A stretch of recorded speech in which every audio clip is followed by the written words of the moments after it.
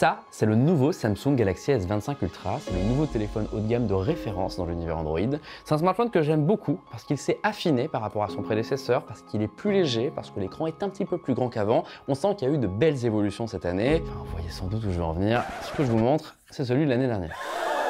Le vrai Galaxy S25 Ultra, il est là, il est à votre droite. C'est vrai qu'esthétiquement, on a du mal à voir les différences. Alors tout ce que je vous ai dit, c'est vrai, hein, il est vraiment plus fin, il est vraiment plus léger. Mais en main, il faut reconnaître que la différence est assez légère. Et très sincèrement, depuis le début de l'histoire des Galaxy S, je pense que c'est l'évolution la plus légère d'un point de vue du matériel. Alors est-ce que c'est grave ce manque d'évolution? Pas vraiment. En fait, si vous regardez comment on a parlé des Galaxy S Ultra ces dernières années sur Numérama, on les a à chaque fois encensés pour la partie matérielle. Le S23 Ultra, pour moi, c'est le meilleur téléphone Android de l'histoire, c'est peut-être encore le cas aujourd'hui, et le S24 Ultra, il a fait mieux à bien des niveaux. Donc finalement, que Samsung ne tente pas de prendre des risques et ressorte le même appareil amélioré, c'est pas un crime. Ça fait une semaine que je teste le S25 Ultra, j'ai pas mal utilisé le S24 Ultra l'année dernière, donc j'ai de quoi vous donner pas mal d'éléments de comparaison. Donc dans cette vidéo, on va un petit peu voir ce qui a changé du S24 Ultra au S25 Ultra. Vous allez voir que malgré le faible nombre de différences, il y a quand même des choses à dire. On va d'ailleurs commencer par le plus important pour moi cette année, le logiciel. Pour la première fois de son histoire, Samsung, qui est quand même une marque qui est réputée pour ses petites innovations matérielles, pour tous les gadgets qu'elle peut rajouter dans ses appareils, fait une année orientée sur le logiciel. La plus grosse nouveauté du Galaxy S25 Ultra, elle s'appelle One UI 7 ou One UI 7 en français si vous préférez. C'est en quelque sorte une mise à jour de la surcouche Samsung par-dessus Android. Un petit peu d'historique d'abord, Samsung, ils ont toujours eu du mal avec les surcouches Android. Pendant longtemps, ils avaient les meilleurs téléphones d'un point de vue du matériel, mais le logiciel était vraiment mauvais. Il y a eu Samsung Experience qui a un petit peu amélioré la donne en épurant l'interface, et puis en 2018, Samsung a lancé One UI, qui est une interface pensée pour être utilisée à une main, avec des icônes beaucoup plus colorées et une interface beaucoup plus simple. Selon moi, ça n'engage que moi, mais j'ai l'impression que la plupart de mes confrères sont d'accord, One UI 7, c'est la mise à jour la plus importante de l'histoire de Samsung, parce qu'il y a énormément de changements, et je trouve que ça va vraiment dans le bon sens.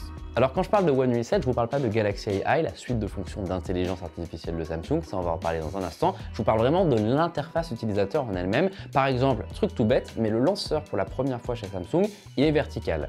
Le lanceur, sur Android, c'est là où vous allez avoir toutes vos applications. La plupart des marques font un lanceur vertical et Samsung, on ne sait pas pourquoi, s'entête depuis des années avec un lanceur horizontal où il faut passer de la page 1 à la page 2 à la page 3. Et autant vous dire que si vous avez 200 applications sur votre téléphone, ça devient rapidement un enfer. Et il y avait une autre erreur ergonomique avec ce lanceur, c'est que la barre de recherche était en haut, donc on ne pouvait pas la toucher avec son pouce. Cette année avec One UI 7, c'est là où je pense que Samsung va vraiment dans le bon sens. L'interface devient verticale, elle est beaucoup plus naturelle avec de bonnes animations, c'est fluide, les icônes sont plus gros et la barre de recherche est en bas. En gros, on gagne du temps, on n'a pas envie d'installer un lanceur concurrent, on peut utiliser celui de Samsung et ça marche bien. Très étrangement, quand on passe d'un S24 Ultra à un S25 Ultra, on a vraiment l'impression d'avoir un tout nouveau téléphone. Le plus fou, c'est qu'on a encore plus l'impression de changer de téléphone cette année que les années précédentes, alors que pourtant le matériel est quasiment le même. Il y a d'autres trucs qui sont plutôt cool dans One UI 7. J'aime beaucoup la séparation du centre de notification et du centre de contrôle. Alors certes, certains diront que Apple, Xiaomi et d'autres le font depuis longtemps et que Samsung ne fait que copier. Alors sur Numérama, on n'a jamais été fan de cette guerre entre Samsung, Apple, Google, à accuser toujours l'un de copier l'autre.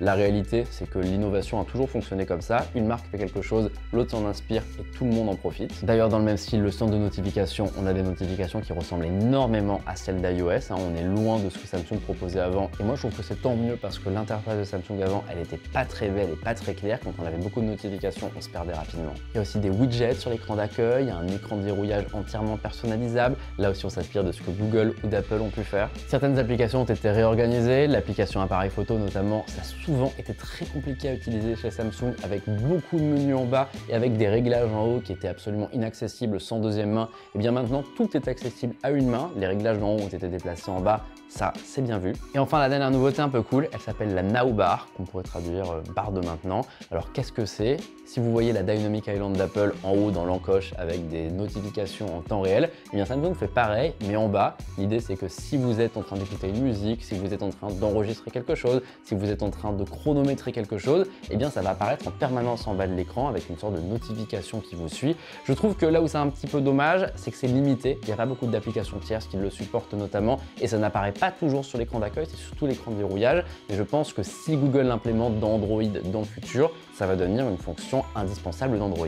Bref, One UI 7 est une très bonne évolution. Samsung a réussi son coup cette année. Il y a des trucs encore à améliorer. J'aime pas par exemple la nouvelle vue multitâche. Je trouve qu'elle est plus compliquée que l'ancienne, mais globalement, c'est très bon. Et puis toujours dans les nouveautés du Galaxy S25 Ultra cette année, il y a aussi Galaxy AI, alias la suite de fonctions IA de Samsung. Ici, vous allez voir que je suis un petit peu plus dubitatif parce qu'il y a beaucoup de nouveautés sur le papier, mais ce téléphone, en une semaine, j'en ai quasiment utilisé aucune et celles que j'ai utilisées m'ont pas forcément convaincu. Je reste un petit peu persuadé que l'IA sur les téléphones, l'IA d'un point de vue grand public, pour l'instant c'est très gadget, c'est une manière de dire à la bourse, de le dire aux investisseurs, et regardez, nous aussi on fait de l'IA, mais que pour le grand public, on n'est pas encore sur quelque chose de révolutionnaire. Du coup, sur Galaxy AI, on retrouve toujours les trucs cool qu'on avait l'année dernière, le générateur de texte, la possibilité de résumer un long mail, la possibilité d'effacer quelqu'un d'une photo facilement, de déplacer quelqu'un d'une image, ça n'a pas bougé. Et puis on a quelques nouveautés. Celle qui est la plus intéressante pour moi, par exemple, c'est dans les réglages. Si vous voulez changer la barre de navigation, par exemple, plus besoin de taper barre de navigation, vous pouvez simplement dire j'aimerais bien retrouver les icônes comme avant, tu sais, les trois petites icônes qu'il y avait en bas, et ça va automatiquement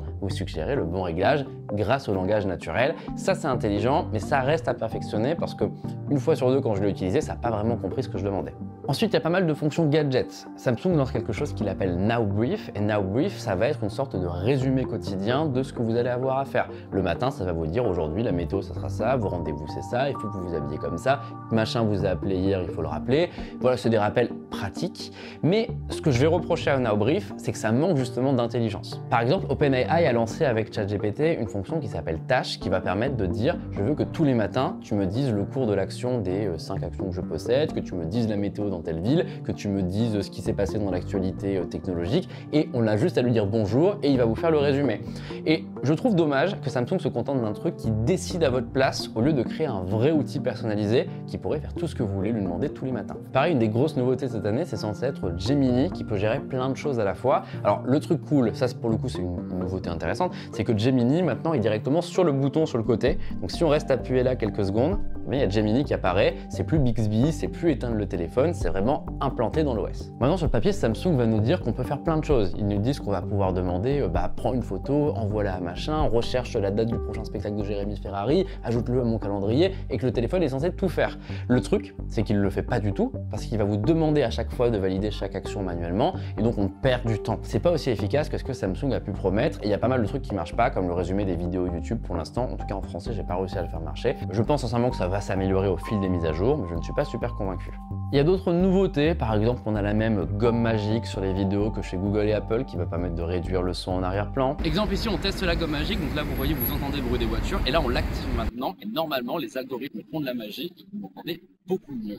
Il y a la fonction meilleure pose des pixels qui débarque chez Samsung, c'est l'avantage du partenariat entre Google et Samsung. Donc l'idée c'est que si vous faites un selfie de groupe mais que quelqu'un ferme les yeux, et bien grâce à un petit enregistrement vidéo qu'il va faire avant et après, il va pouvoir remplacer la tête de la personne qui a fermé les yeux pour améliorer l'image. Il y a aussi l'arrivée de stickers qui ressemblent un peu aux Genmoji d'Apple mais qui ne sont pas vraiment des emojis et je ne vois pas trop qui va s'en servir quotidiennement. Bref, il y a plein de petites nouveautés d'IA générative. Samsung est clairement sur la bonne voie et en plus il est aidé par Google qui a de très bons modèles, mais c'est pas une révolution. Et il y a de grandes chances que la plupart de ces fonctions arrivent sur les anciens Galaxy. Bref, c'était impossible de faire ce test du S25 Ultra sans vous parler du logiciel parce que c'est clairement le point central chez Samsung cette année. C'est vraiment mieux, ils ont réussi leur coup et rien que pour ça on peut les applaudir. Mais maintenant il y a toujours la question du déploiement sur les anciens appareils. A priori, les S24 et les S23 vont aussi avoir One UI 7. On ne sait pas encore quelles fonctions de Galaxy IA ils auront et quelles fonctions seront exclusives au S25. Et dans les faits, toutes ces nouveautés-là ne peuvent que m'encourager à vous recommander d'acheter le S24 Ultra qui est désormais en promo autour de 800 €,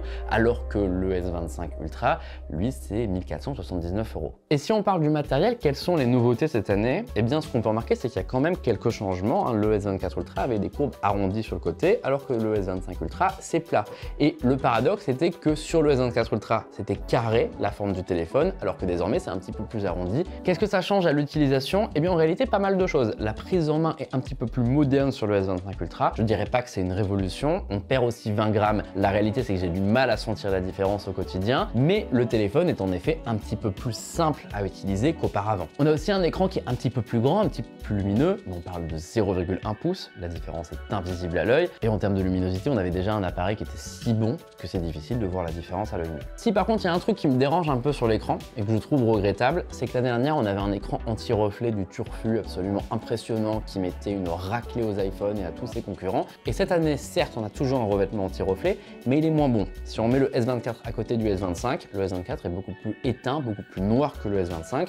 Je pense que ça s'explique par le fait que Samsung a eu des problèmes avec ce revêtement l'année dernière. Il s'est un petit peu arraché et donc certains téléphones ont dû passer par le service après-vente, mais du coup on perd une des meilleures fonctions de l'année dernière. Le reste, on fait rapidement le tour. Vous allez voir, ça sert à rien de passer 10 minutes à en parler. On a une puce plus puissante, la Snapdragon 8 Elite de Qualcomm. En effet, d'après mes benchmarks, elle est très puissante et c'est pas vraiment un défaut qu'avaient les précédents modèles, mais on gagne vraiment en capacité. Et à l'arrière, on reste sur la même configuration avec un capteur de 200 mégapixels, deux zooms, donc 1x3 et 1x5, et petite nouveauté cette année, un capteur ultra grand angle dans un capteur de 50 mégapixels. Donc on va avoir des photos ultra grand angle d'un petit peu meilleure qualité. Ici, Samsung rattrape Apple ou Google qui faisaient déjà ça. Le bilan sur le matériel, il est globalement le même que l'année dernière et le même que l'année d'avant. C'est qu'on a le meilleur produit qu'on peut acheter dans l'univers Android. Alors certes, il y a des constructeurs chinois qui sont en train de monter et de faire de meilleurs produits qu'auparavant, mais je trouve qu'en termes d'équilibre, on a plein de capteurs, que les photos sont réussies, peu importe ce qu'on va utiliser, que le produit est solide. Dites-vous que je l'ai rechargé le lundi et que le mercredi en fin de journée, il me restait 10% de batterie. Donc franchement, c'est solide aussi en autonomie.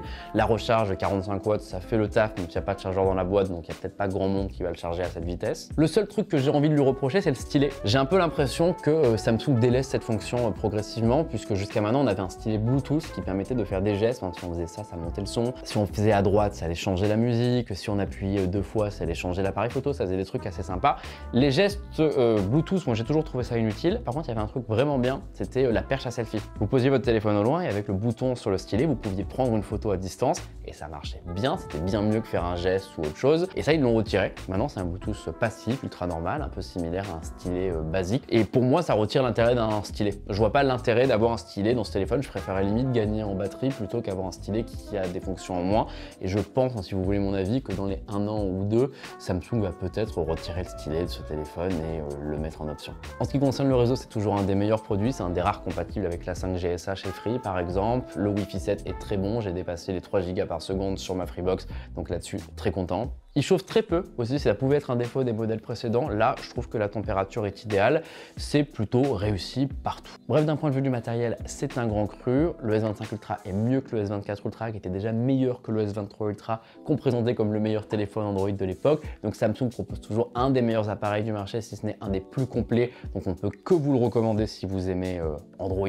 Maintenant, ce qui est un petit peu dommage, c'est que ce qui nous a amusé pendant cette semaine de test, c'était surtout les nouveautés de One UI. Sur le matériel, on n'a pas trouvé grand chose de neuf. La question maintenant, c'est qu'est-ce que peut faire Samsung à l'avenir pour faire mieux? Moi, je vais pas vous mentir, si l'année prochaine, le S26 Ultra est une copie du S25 Ultra, je pense qu'on sera un petit peu moins gentil sur Numérama parce que ça fait 3 ans qu'on a un produit au design similaire et que du côté de la concurrence chinoise, il y a de plus en plus d'innovations avec des batteries ultra fines qui permettent d'affiner le téléphone, avec des zooms encore plus impressionnants que ce que Samsung propose. Il y a aussi les nouvelles certifications, que ce soit au niveau de la recharge sans fil avec le Qi 2, que ce soit sur l'étanchéité avec l'IP69, plein de petites choses sur lesquelles Samsung aurait pu aller et sur lesquels le Samsung d'avance serait évidemment allé vu qu'ils ont toujours adoré être dernier cri et cette année ils considèrent qu'ils n'ont pas besoin de le faire. Est-ce que le Galaxy S25 Ultra est le meilleur smartphone Android du moment? Sincèrement, je pense que oui. J'ai envie de vous le recommander si vous avez un budget limité et que vous avez envie de vous faire plaisir. Un rappel, il commence à 1479 €. Mais j'ai aussi envie de vous dire que si vous voulez un super téléphone Samsung, eh bien le S24 Ultra de l'année dernière ou le S23 Ultra de l'année précédente, surtout avec des remises à 900, 800 ou 700 €, eh bien c'est des tueurs et avec One UI 7, ils vont récupérer la plupart des nouveautés du S25 Ultra. Bref, très bon produit chez Samsung, mais clairement pas l'année la plus excitante.